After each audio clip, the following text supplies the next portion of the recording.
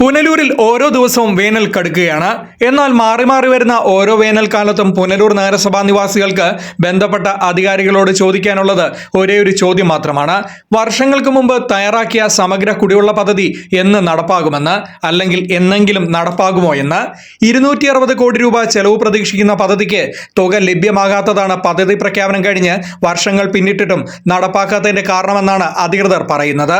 സംസ്ഥാനത്ത് തന്നെ ഏറ്റവും അധികം ചൂടും വരൾച്ചയും അനുഭവപ്പെടുന്ന പ്രദേശങ്ങളിലൊന്നായ പുനലൂരിൽ ഈ വേനൽക്കാലം ഉൾപ്പെടെ ഓരോ വേനൽക്കാലത്തും നാട്ടുകാർ കുടിവെള്ളത്തിനായി ടാങ്കർ ലോറികളുടെ വരവും കാത്തിരിക്കുകയാണ്.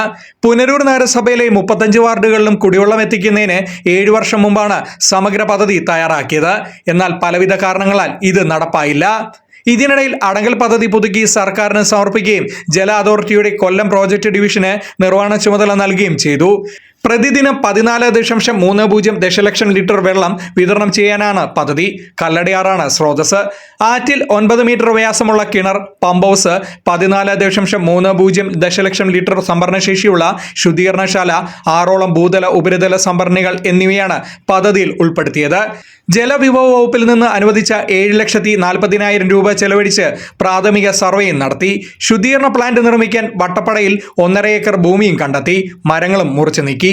എന്നാൽ പദ്ധതിക്ക് തുടർന്ന് വേഗമുണ്ടായില്ല.